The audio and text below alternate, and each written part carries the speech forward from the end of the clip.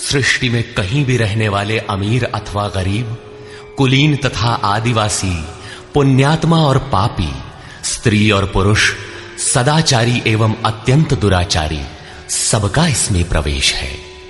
विशेषकर गीता पापियों के ही उद्धार का सुगम पथ बताती है। पुण्यात्मा तो भजते ही है। प्रस्तुत है उसी गीता की अद्वितीय व्याख्या, यथार्थ गीता का कैसेट प्रसारण।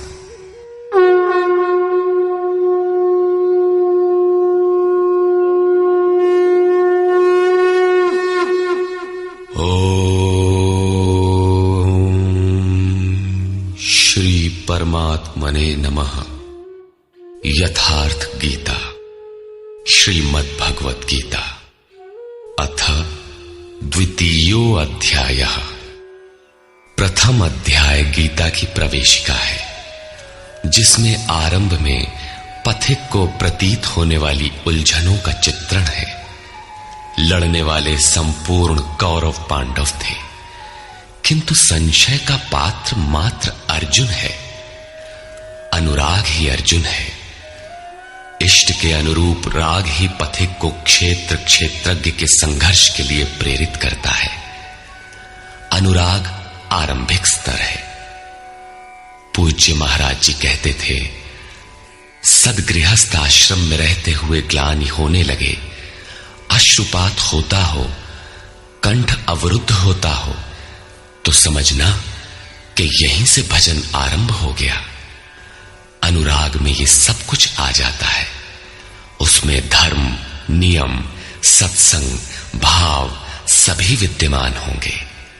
अनुराग के प्रथम चरण में पारिवारिक मोह बाधक बनता है। पहले सभी चाहते हैं कि हम उस परम सत्य को प्राप्त कर लें, किंतु आगे बढ़ने पर वो देखता है कि इन मधुर संबंधों का उच्छेद करना होगा। तब हताश हो जाता है। वो पहले से जो कुछ धर्म कर्म मानकर करता था, उतने में ही संतोष करने लगता है। अपने मोह की पुष्टि के लिए वो प्रचलित रूढ़ियों का प्रमाण भी प्रस्तुत करता है, जैसा अर्जुन ने किया कि कुल धर्म सनातन है। युद्ध से सनातन धर्म का लोप होगा, कुल क्षय होगा, स्वैराचार फैलेगा। ये अर्जुन का उत्तर नहीं था, बल्कि सद्गुरु के सान्निध्य से पूर्व की अपनाई गई एक कुरीति मात्र थी। इन्हीं कुरीतियों में फंसकर मनुष्य पृथक पृथक धर्म, अनेक संप्रदाय, छोटे बड़े गुट और असंख्य जातियों की रचना कर लेता है। कोई नाक दबाता है, कोई कान फाड़ता है। किसी के छूने से धर्म नष्ट होता है, तो कहीं रोटी पानी से धर्म नष्ट होता है। तो क्या अछूत या छूने वालों का दोष है? कदापि नहीं। दोष हमारे भ्रमदाताओं का है। धर्म के नाम पर हम कुरीति के शिकार हैं, इसलिए दोष हमारा है।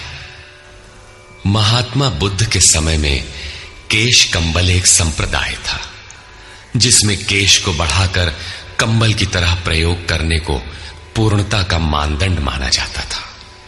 कोई गोव्रतिक गाय की भांति रहने वाला था, तो कोई कुक्कुरव्रतिक कुत्ते की तरह खाने पीने रहने वाला था। ब्रह्म विद्या का इनसे कोई संबंध नहीं है। संप्रदाय और कुरीतियां पहले भी थीं, आज भी हैं। ठीक इसी प्रकार कृष्ण काल में भी संप्रदाय थे, कुरीतियां थीं। उनमें से एकाध कुरीति का शिकार अर्जुन भी था। उसने 4 तर्क प्रस्तुत किए। 1, ऐसे युद्ध से सनातन धर्म नष्ट हो जाएगा। 2, वर्ण संकर पैदा होगा।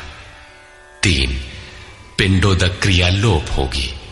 और 4, हम लोग कुलक्षय द्वारा महान पाप करने को उद्यत हुए हैं। इस पर योगेश्वर श्री कृष्ण ने कहा। संजय उवाच।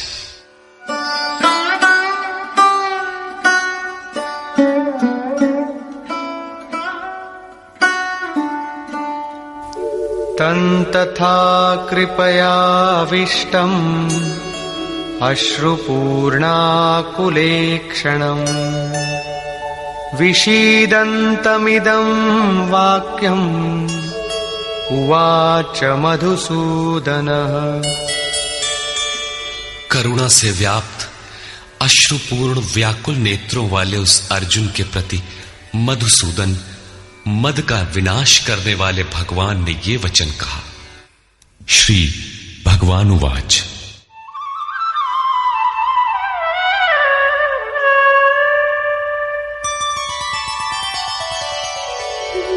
कुतस्त्वाकश्मलमिदं विषमे समुपस्थितम् अनार्यजुष्टमस्वर्ग्यम् अकीर्तिकरमर्जुन। अर्जुन, इस विषम स्थल में तुझे ये अज्ञान कहां से हो गया?